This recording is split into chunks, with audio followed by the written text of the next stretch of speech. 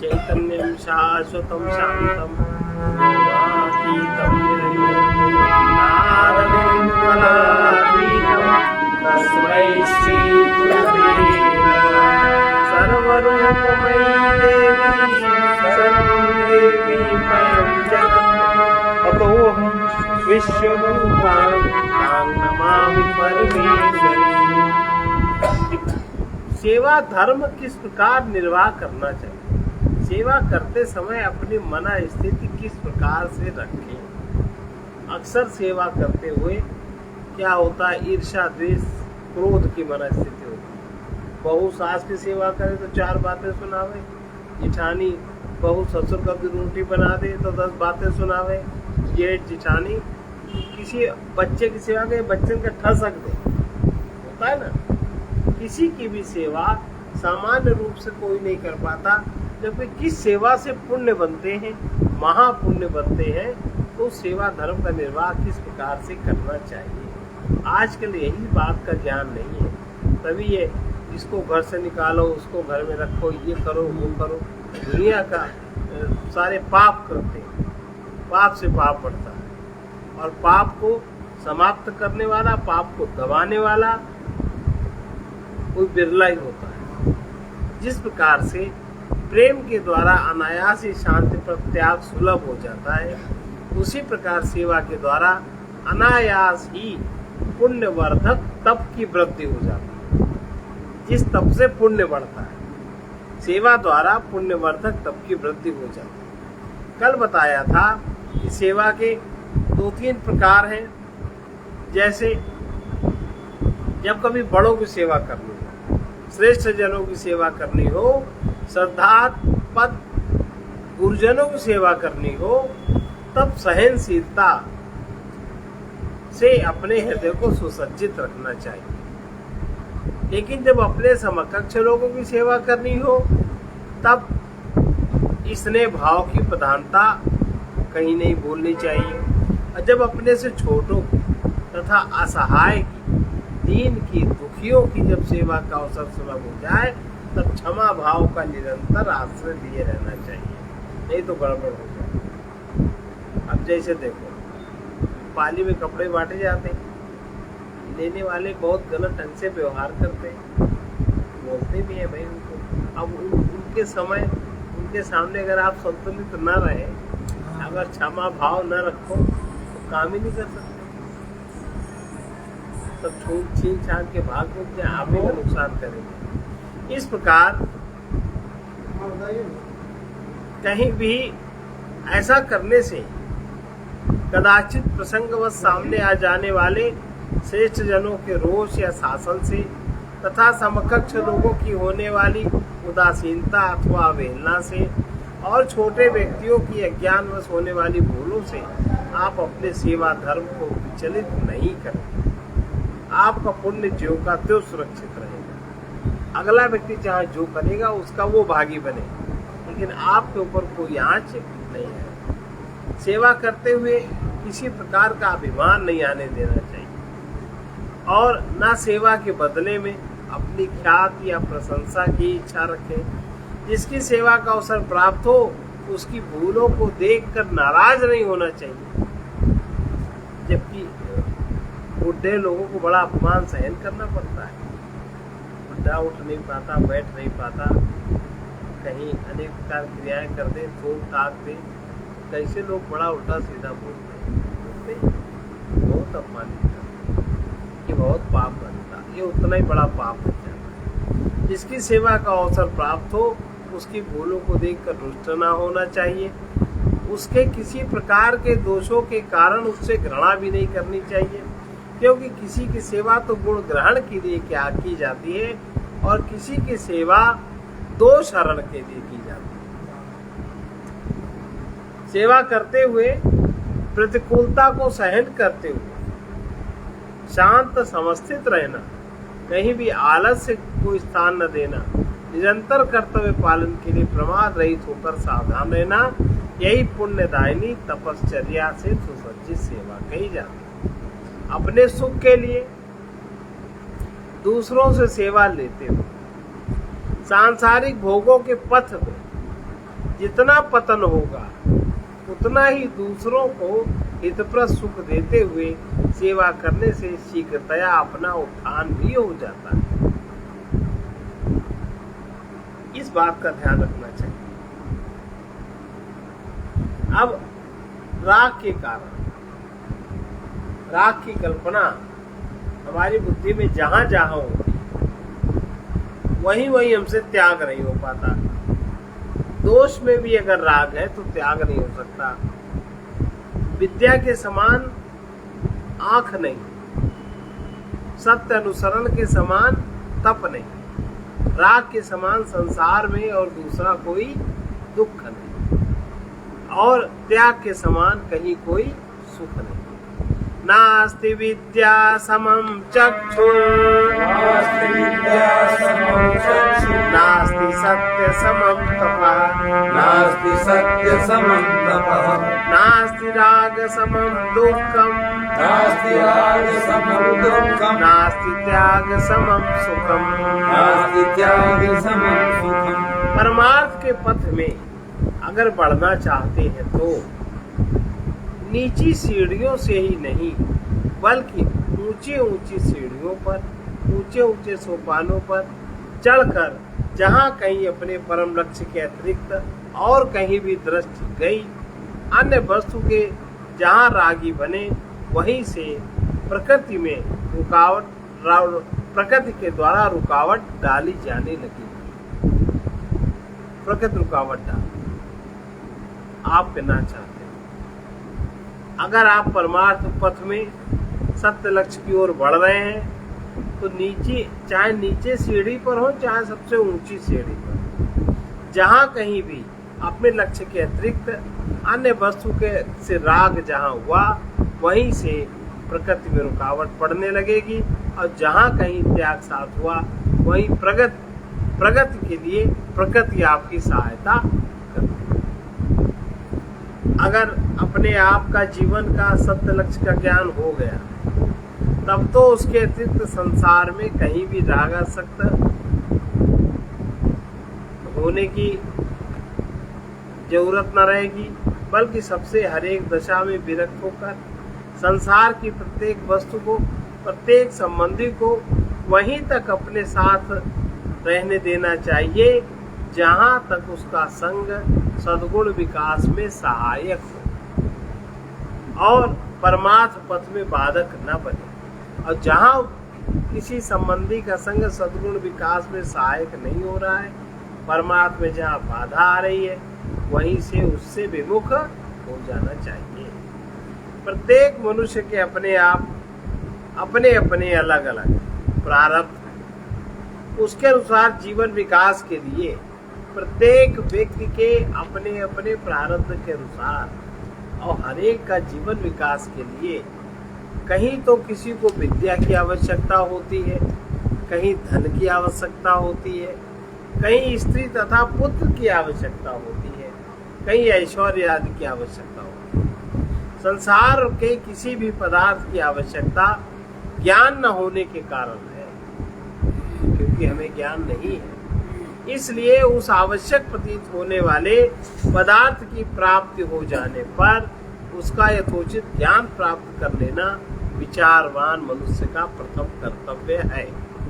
संसार के किसी भी पदार्थ का ज्ञान प्राप्त कर लेने पर उसके यथार्थता का जहाँ बोध होता है वहीं उसका त्याग आवश्यक हो जाता है। इसका ज्ञान हो गया, अब ये हमारे उपयोगी नहीं तो इसका त्याग आवश्यक नहीं, तो इसको जोड़ो ना, वरना भी उसकी रक्षा की चिंता होगी। जो इसका अधिकारी है उसको दे करके आप मुक्त हो जाएंगे। और जब ज्ञान प्राप्त नहीं होता तो उसके प्रति राग रहता है, तब उसका त्याग नहीं हो पाता। सांसारिक पदार्थों का यथार्थ ज्ञान प्राप्त न होने के कारण ही उनके प्रति राग रहता है, इसलिए रागी व्यक्ति अज्ञानी हो जाता है और त्यागी ज्ञानी होता है। रागी अज्ञान बस विषय सुखों की प्राप्ति के लिए संसार का उपासक और संसार का भक्त होता है, और त्यागी परमानंद की प्राप्ति के लिए एक सत्य परमात्मा का उपासक होता है। रागी अपने स्वार्थ सुख के लालचवश ऐसे ऐसे कर्म करता है कि एक जीवन के किए हुए कर्म अनेक जन्मों तक बंधन का कारण बनते हैं, और त्यागी अपने परमार्थ सिद्धि के लिए एक जीवन में ही ऐसे कर्म बना लेता है कि जिनके परिणाम स्वरूप अनेक जन्मों के कर्म बंधन कुछ महीनों में, कुछ वर्षों में, कुछ दिन में ही वो तोड़ देता है। बोझा नहीं ढोता हो कर्मों का। रागी में असत पदार्थों के प्रति मोह प्रधान रहता है। रागी व्यक्ति में मोह की प्रधानता होती है, वो भी असत पदार्थ के प्रति, और त्यागी में सत्य परमात्मा के प्रति प्रेम की प्रधानता होती है। रागी एक सत्य को न देखकर संसार के अनेकत्व को देखता हुआ, और त्यागी असत जगत के नानात्व को न देखकर केवल एक तत्व को देखता है। रागी के जीवन में अनेक लक्ष्य हुआ करते हैं। अनेक लक्ष्यों में परमात्मा भी एक लक्ष्य मान के चलता है, भक्ति भी एक लक्ष्य होता है, लेकिन जो त्यागी है वो परमात्मा की ही भक्ति उसका एकमात्र लक्ष्य होता है। ये अंतर है दोनों। रागी अपने स्वार्थ सुख की सिद्धि के लिए जब संसार से निराश हो जाता है, तब वो परमात्मा की प्राप्ति के लिए कुछ करने का ढोंग करता है। प्राप्ति चाहता है, अपने सुख जो चाहता है, लेकिन दिखावे में वो परमात्मा को उपासक बन जाता है। और त्यागी अपने परमानंद की प्राप्ति के लिए, परमात्मा की प्रसन्नता के लिए ही सारे कर्म करता है। रागी भय या स्वार्थ सिद्धि के लिए कभी कभी परहित भी करता है, और त्यागी परमार्थ के पथ में परहित ही करता है और कुछ को नहीं करता। रागी कभी कभी परमात्मा का चिंतन करता है, त्यागी सर्वदा परमात्मा का ही चिंतन करता है। रागी कभी कभी दया, धर्म, दान एवं कर्तव्य का भी ध्यान रखता है, लेकिन त्यागी सदा दया, धर्म, कर्तव्य का ही ध्यान रखता है और दूसरा ध्यान उसको नहीं रहता। रागी एक साथ अनेक भी देखता है और त्यागी एक को ही देखता है। अब इस बात को जीवन में कभी नहीं भूलना चाहिए कि राग से ही रुकावट होती है और त्याग से ही जीवन में प्रगति। जो त्याग को अपनाता है, प्रकृति उसका सहयोग करती है। जो राग को अपनाता है, प्रकृति उसको बंधन में डालती है। यदि कई प्रकार के विद्याओं का ज्ञान है, जैसे कोई ज्योतिष भी जानते हैं, कर्मकांड भी जानते हैं, उच्चारण वर्तनी भी जानते हैं, जितने भी 6 शास्त्र हैं, शिक्षा, कल्प, व्याकरण, निरुक्त, छंद, ज्योतिष, मान लो सबको ज्ञान है, क्योंकि सब पढ़ाई होती है, सबका ज्ञान है। तो फिर विशेष ऐश्वर्य, बल, वैभव वाले पूंजीपति से बड़े आप धनी व्यक्ति। यदि आप कई प्रकार की विद्याओं की ज्ञाता हैं, अथवा आपके पास विपुल ऐश्वर्य है, बड़ा वैभव है, बल है, पूंजीपति है, धनी व्यक्ति है, तो इनमें राग नहीं करना चाहिए, बल्कि इनसे विरक्त रहकर दूसरों के हितार्थ जितना हो सके उतनी परमात्मा के जगत में सेवा कार्य करना चाहिए, भाव ऐसा धारण करना चाहिए। अब अगर संसार की ओर से कभी कभी किसी को संसार की ओर से सेवा, सम्मान, प्रतिष्ठा, उच्च पदाधिकार प्राप्त हो जाता है, तब भी उसके रागी या भोगी नहीं होना चाहिए। और अगर रागी या भोगी हो गए तो जैसी दशा आजकल के नेताओं की मनस्थिति, वैसी मनस्थिति बन जाती। क्या भाई इन लोगों के पास, वर्तमान समय के जो नेता है, इनके पास क्या है? ना जो नेता प्रतिपक्ष है और ना जो नेता सामान्य सत्ता पक्ष के हैं, इनके पास क्या है? अंदर से इनके पास कोई भी पूंजी नहीं। अब उसके भी रागी भोगी नहीं होते हैं, तभी तपोमय जीवन, विशेष प्रकार की शक्तियां आपकी सहायता करती हैं और विचित्र चमत्कार आपके जीवन में दिखाई पड़ते हैं। लेकिन यहाँ पर राग और त्याग की साधना ही प्रधान है। अगर आप रागी वस्तुओं में राग नहीं करते, तो सब कुछ प्राप्त है, तब ये चीज होती है। अगर आप तो रागी हो जाते तो कुछ नहीं होता। ऐसा करते हुए परमार्थ के पथ में वे ऊंचे ऊंचे सोपानों पर पहुंचते जाएंगे तथा अंदर से अधिकाधिक ज्ञान का विकास होगा। लेकिन इस अवस्था में ज्ञान कथन के व्यसनी न बने कि हमेशा दूसरे ज्ञान समझाते रहे, और प्रवचन के भी रागी नहीं बनना चाहिए, बल्कि उस ज्ञान प्रकाश में मनोयोग पूर्वक अपने ही गुप्त से गुप्त स्तरों का निरीक्षण करना चाहिए। और अगर कोई अपने में त्रुटि समझ में आती है, कोई दोष समझ में आता है, तो उन दोषों को त्याग के लिए आत्मिक बल रखना चाहिए और उन दोषों को त्याग कर ही चैन लेना चाहिए। ऐसा करते हुए जीवन विशेष रूप से निर्मल हो जाएगा। और तब जब जिसका जीवन जितना ज्यादा निर्मल होगा, उतना ही ज्यादा उसके दर्शन से लोगों को शांति का अनुभव होता है, और जितना ज्यादा जिसका जीवन पापमय होता है, उतना ही उसके सामने से अशांति का अनुभव, ये सभी का अनुभव। तो जितना ही ऐसा करते हुए जीवन विशेष रूप से निर्मल होता जाएगा, तब दर्शन मात्र से जन समाज शांति को प्राप्त करेगा और लोग आपके प्रति श्रद्धा से झुकेंगे। जन समाज की ओर से आपको गुरु पद भी प्राप्त होता है। फिर भी ऐसे स्तर पर जो सावधान नहीं रहते, उनको कैसा होता है? किसी के सेवा भाव में मुग्ध नहीं होना चाहिए और उसके रागी भी नहीं होना चाहिए, नहीं तो इसमें बहुत पुण्य क्षीण होता है। मानव समाज के कल्याण की ओट में, धर्म प्रचार की आड़ में कई क्षुद्र वासनाओं की पूर्ति न होने लगे, इसका ध्यान रखना चाहिए। सभा संघ संप्रदाय आश्रम की सीमाओं में बैठकर सुख संतोष की कल्पना करते हुए अपने परम लक्ष्य के प्रापक त्याग पथ कभी नहीं छोड़ना चाहिए।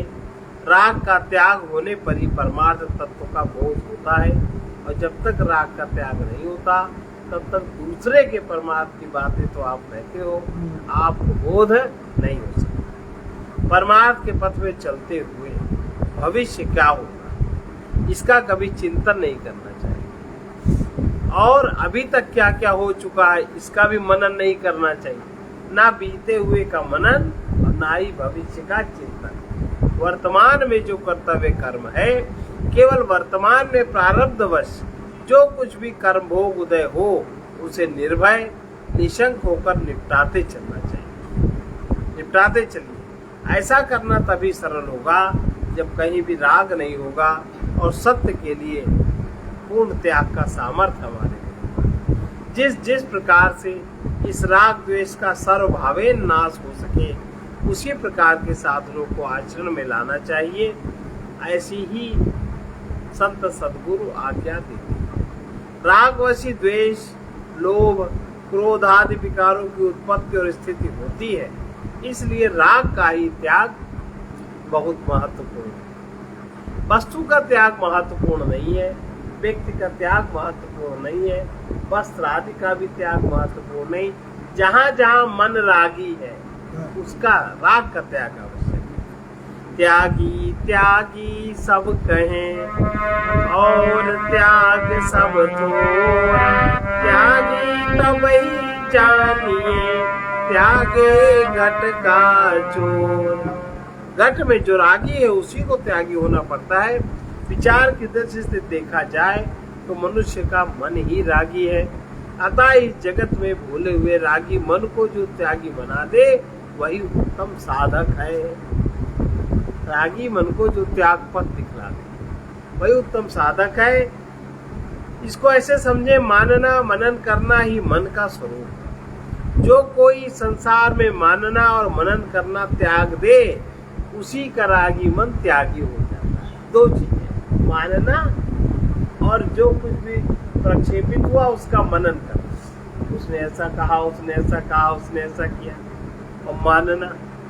दो बातें अगर छूट जाए, मनन करना और कोई भी संसार में मानना मनन करना त्याग दे, वही रागी मन को त्यागी बना देता है। पूर्ण त्यागावस्था में स्वयं मन ही विलीन हो जाता है, मन परित्यक्त हो जाता है। समस्त दृश्य प्रपंच तथा विविध विषय सुखों का बीज संस्कार मन में ही छिपा होता है। इसलिए मन का त्याग करने से मनोनिर्मित एवं मनोदर्शित संसार का त्याग स्वतः सिद्ध हो जाता है। अतः मन है न वही अपने मन का रचा हुआ गुप्त संसार या प्रकट संसार, मन है वहीं पर अपने मन के द्वारा रचा हुआ संसार, कहीं गुप्त संसार कहीं प्रकट संसार सामने होता है। उसी का मनन चिंतन चलता है। वर्तमान को हम भूल जाते हैं, वर्तमान से एकदम हट जाते हैं। यही सबसे बड़ी अविद्या है। और अतः मन से परे रहने वाले पुरुष ही पूर्ण त्यागी हैं। जो संसार में अपना कुछ भी नहीं मानते वही पूर्ण त्यागी हैं। कामना से रहित होकर जो परहितकारी कर्मों में प्रवृत्त है वही पूर्ण त्यागी हैं। जो अहंकार रहित होकर संपूर्ण वासनाओं का त्याग करता है और सत्याधार को आत्मसमर्पण कर देता है, वह उसी में पूर्ण त्याग फलित होता है। त्याग का आरंभ सबसे अधिक निकटवर्ती प्रिय वस्तुओं के प्रति आसक्ति या ममता के छोड़ने से ही हुआ करता है। संसार के जो देहादिक पदार्थ हैं, इनके प्रति अथवा सुखद संबंधियों के प्रति जो कोई ममता राग अभिमान नहीं रखता, उसी का त्याग फलित माना जाता है। जो परमार्थ तत्व के अतिरिक्त संसार में अपने मन के अनुसार, मन की कल्पना के अनुसार कुछ भी देखने की इच्छा रखते हैं, वो कभी त्यागी नहीं हो पाते। और हम लोग हर जगह अपने मन की ही मनाना चाहते हैं। भगवान से भी हाथ जोड़ते कि जो हम चाहते हैं वो तुम दो, तब तो तुम असली भगवान, और अगर वो ना हुआ तो नकली भगवान। हम लोग रागी, मन के रागी हैं। तो जो परमार्थ तत्व के अतिरिक्त संसार में कुछ भी देखने की जिसकी इच्छा नहीं रहती, जो परमार्थ तत्व के अतिरिक्त अन्य कुछ भी नहीं सुनना चाहते, जो परमार्थ तत्व के बाधक पदार्थों का कहीं भी संचय नहीं करते, उनमें ही पूर्ण त्याग सुलभ होता है। संसार की विविध भोग वासनाएं, अनेक प्रकार की कामनाएं, इच्छाएं जीव को बंधन में डाले हुए हैं और उन्हीं के कारण जीव का बंधन है, और कोई बंधन नहीं है। अतः साधन करे, संयम युक्त साधन करे। संयम साधन से जो मनुष्य सदा के लिए इसका त्याग करने की सामर्थ्य रखता है, वही पूर्ण त्यागी है। जब संसार से कुछ भी ना चाहे, नहीं चाहा जाता, तब ऐसे त्यागी को संसार सब कुछ देने के लिए तैयार हो जाता है। उस अवसर पर जो संसार की दी हुई सर्वस्व की भेंट को भी त्याग कर देता है, उसी में सच्चा परमार्थ का आदर्श फलित होता दिखाई देता है। इसलिए मानसिक त्याग, मन का त्याग ही सच्चा त्याग है। बाकी बाह्य त्याग ये सब दिखावटी है, ये सब नकली है। जैसे कोई क्या करते हैं, कोई ऊपर से घर, गांव, स्वजन संबंधी, जाति कुल का त्याग करके दूर चले गए, यही प्रचलित है। और उसे चला जाए तो उसे त्यागी नहीं कह सकते, उसके लिए त्याग शब्द फलित नहीं होता। कोई व्यक्ति अपने गांव का त्याग कर दे, अपने घर को छोड़ दे, स्वजन संबंधियों को छोड़ दे, जाति कुल का त्याग करके दूर चला जाए, तो उसे त्यागी नहीं कहा जा सकता, क्योंकि वो दूसरे ग्रह ग्राम में नवीन संबंध जोड़ लेगा। जो संबंध छोड़ के गया है वही संबंध जोड़ लेगा। शिष्य बनाएगा तो कहीं गुरु भाई बनेगा, तो कहीं गुरु बहन बनेगा, तो कहीं गुरु सत्संगी बनेगा, जाने क्या, वही संबंध उसके विकसित हो। कोई शरीर और इंद्रियों के स्थूल विषयों से या विविध पदार्थों से अपने को अलग रखे, नहीं कि हम नमक नहीं खाते, हम टीवी नहीं देखते, हम जवान में स्वाद नहीं करते, क्या क्या बातें होती हैं। विविध पदार्थों से अलग रखे, वो भी सच्चा त्याग नहीं है। इसलिए क्योंकि देहेंद्रिय देह में जो इंद्रियां हैं और उनके विषयों से, सुखद पदार्थों से अलग कर लेने पर भी मन से उन्हीं विषयों और पदार्थों का चिंतन होता रहता है, तो कहाँ त्याग? वो भी सच्चा त्याग नहीं है। इसीलिए देहेंद्रियों से परे अपने मन और बुद्धि को विषय चिंतन से जो विरक्त कर लेता है, वही सच्चा त्याग है। देह इंद्रिय को अलग न करे, जो विषय चिंतन से अलग कर ले, जो अहंकार युक्त भोगमय जीवन से ऊपर उठ जाए, वही सच्चा त्यागी होता है। किसी व्यक्ति को या किसी भी वस्तु को अपना मानने से ही उसके प्रति अपनत्व का अभिमान होता है। किसी वस्तु को अपना मानो, किसी व्यक्ति को अपना मानो, तो ये मेरे है, ये अभिमान होता है ना। हमारे पास इतनी भीड़ है, हमारा कुल इतना बड़ा है, और अभिमानवश कहीं राग होता है, कहीं द्वेष होता है। इनके चक्कर में नाचना पड़ता है दिन भर। अतः जो एकमात्र अपने परम प्रेमास्पद प्रभु के अतिरिक्त कुछ भी अपना न माने, वही सच्चा त्यागी है। जो अपने परम प्रेमास्पद प्रभु की ओर बढ़ने के लिए जगत के मान बढ़ाई, महत्वाकांक्षा का त्याग करता है, वही पूर्ण त्यागी होता है। अविचारवश मनुष्य जिन जिन छोटे छोटे बाहरी विलासों के कारण न जाने कितने बल को, हर्ष को, सदाचार एवं पवित्र भावों को, अपने अमूल्य समय को नष्ट नहीं करता व्यर्थ में, उन विलासों को ही जो त्याग देता है, उसी में आदर्श त्याग फलित होता है। संसार के जितने भी सुख है, उन्हीं के प्रलोभन के कारण मनुष्य संसार के समक्ष दरिद्र बनकर हाथ फैलाता है। तभी सांसारिक लोग उसको दरिद्र समझते हैं और वो दीन होता है। उन्हीं प्रलोभनों का जो कोई त्याग कर देता है, वही सच्चा त्यागी है। बाहरी त्याग से तो अनेक रागी और त्यागी धोखा खा जाते हैं। बाहरी त्याग में बेच आदि देख के बहुत लोग धोखा खा जाते हैं। जो संसार में अनुरक्त है, भोगासक्त है, उसके अनेक लक्ष्य हुआ करते हैं, लेकिन जो संसार से पूर्ण, भोग सुखों से पूर्ण विरक्त है, उसका एक ही सत्य लक्ष्य होता है, अपने परम लक्ष्य के अतिरिक्त जो किसी की ओर नहीं देखता, उसी में सच्चा त्याग फलित होता है। इस संसार में किसी भी नाम रूप के साथ विचरने वाले जीवात्मा के अंतःकरण में यदि सुख लोभ से वासना पूर्ति की प्यास तथा भोगों की भूख न रह जाए, तो संसार में रहते हुए भी वही पुरुष मुक्त अपने को अनुभव करता है और उसका जीवन लोक कल्याणार्थ होता है। सांसारिक सुख भोग की वासना पूर्ति करने की जो विविध कामनाएं हैं, वही समस्त बंधनों और दुखों की जननी है।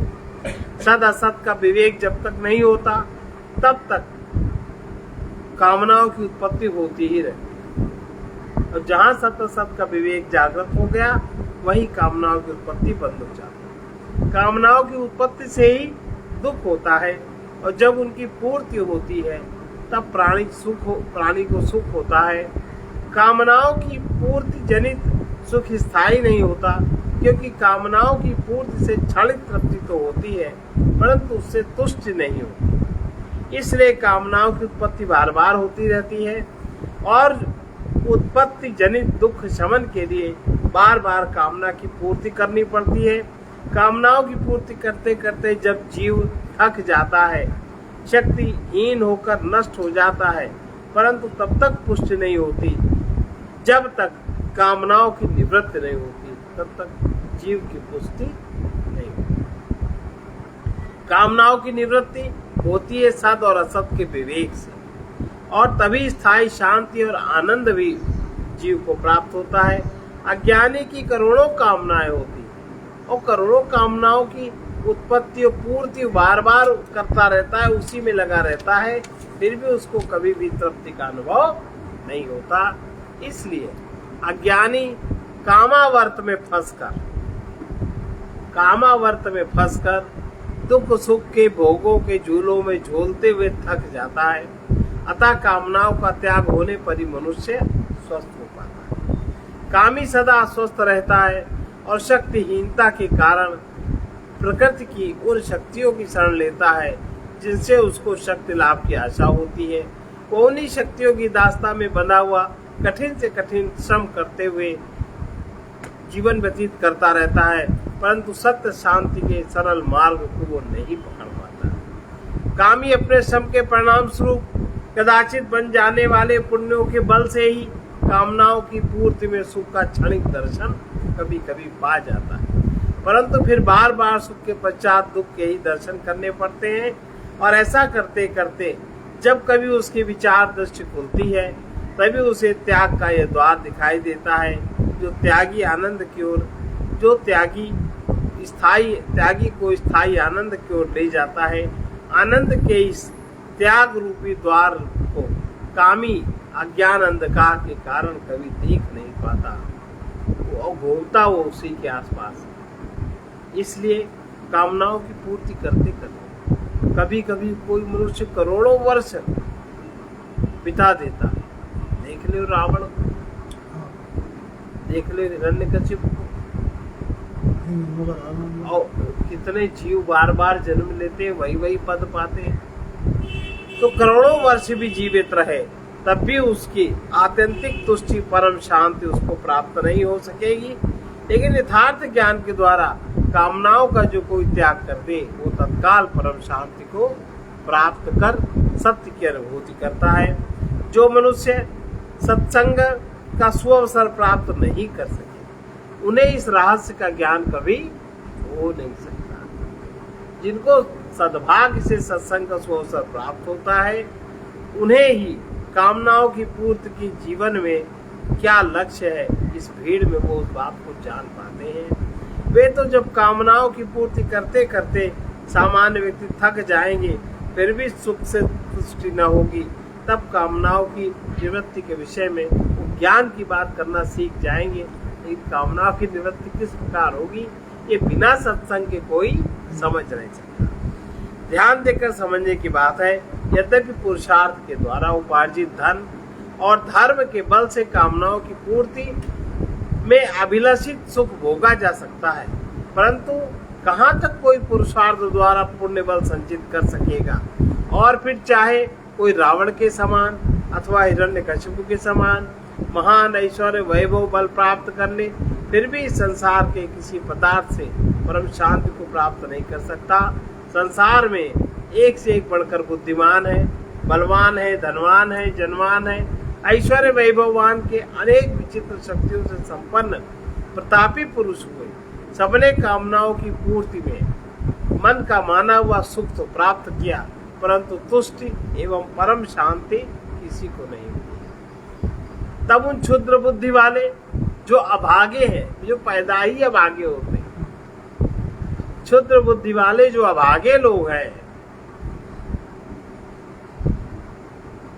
उनकी उन अभागों की चेष्टा को क्या कहा जाए, जो पुण्यवान भी नहीं है, पुरुषार्थी भी नहीं है, फिर भी अपनी क्षुद्र शक्ति संपत्ति का गर्व करते हुए कामनाओं को तृप्त करने की धुन में अस्त व्यस्त जीवन कर देते हैं और धर्माधर्म, कर्तव्य कर्तव्य, सत्य सत्य का भी विचार नहीं करते।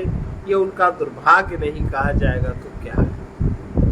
बुद्धिमान व्यक्ति का कर्तव्य यही बनता है कि अर्थ प्राप्त करके धर्म करे, फिर धर्म के फल से अपनी भाग्य स्थिति के अनुसार काम क्षेत्र की रुचियों की उचित पूर्ति करते हुए उसके परिणाम का और उसके अंतर बाह्य रूप का ज्ञान प्राप्त करे। ज्ञान के द्वारा तप त्याग का आश्रय लेकर काम क्षेत्र के ऊपर शासनाधिकार प्राप्त करते हुए शक्तिमान होकर अंत में मोक्ष को प्राप्त करे। यही है मानव जीवन का परम लक्ष्य। यहाँ पहुंचकर कोई मनुष्य हो सकता है, जागृत मनुष्य को तो इसकी प्राप्ति के लिए सतत प्रयत्न करते रहना चाहिए। और जो विवेकी लोग हैं वो तो सतत प्रयत्न करते ही रहते हैं, और जो विवेकी नहीं है वो नहीं करते, वो सोते रहते हैं। उनको लगता है बस हो गया, बहुत बड़े भाग हो गए। और अभ्युदय जीवन में अभ्युदय त्याग के द्वारा ही सुलभ होता है, कभी राग के द्वारा जीवन का अभ्युदय नहीं होता। आज इतना ही।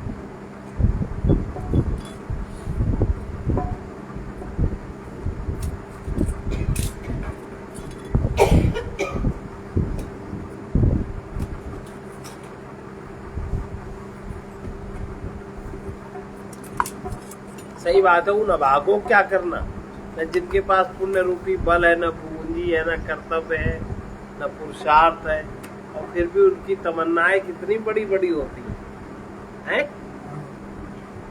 बड़ा विचित्र है।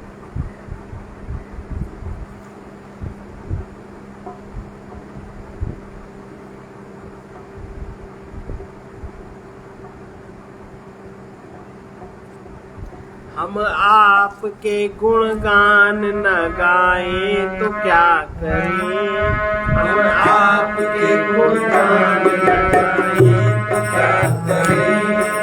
दुखिया है हम आपके गुणगान न गाएं तो क्या करें, हम आपके गुणगान न गाएं तो क्या करें।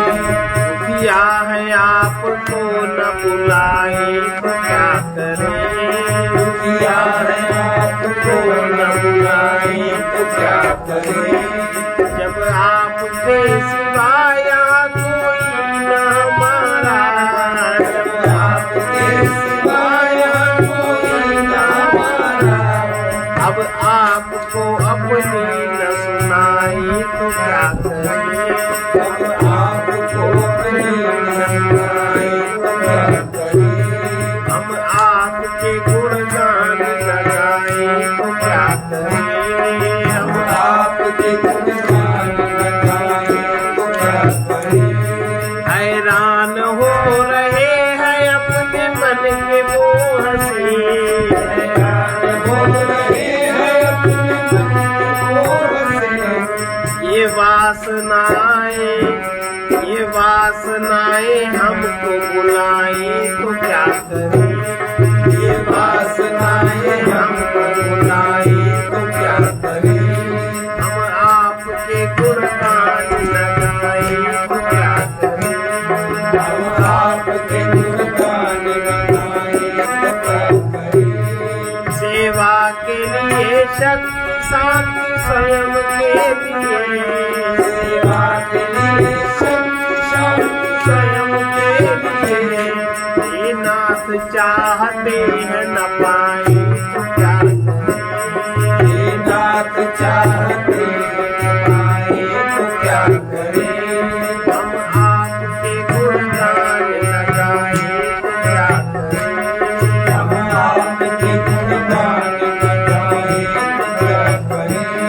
है आपकी कृपा समर्थ पतित पावनी, है आपकी कृपा समर्थ पतित पावनी।